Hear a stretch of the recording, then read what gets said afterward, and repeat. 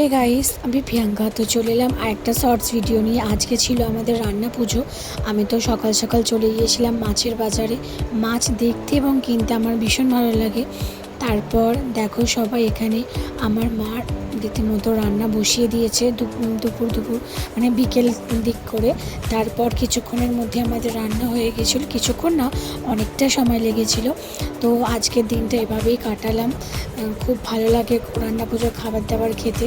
তো সকলে ভিডিওটা দেখো, আশা করছি ভালো লাগবে। তো টাটা।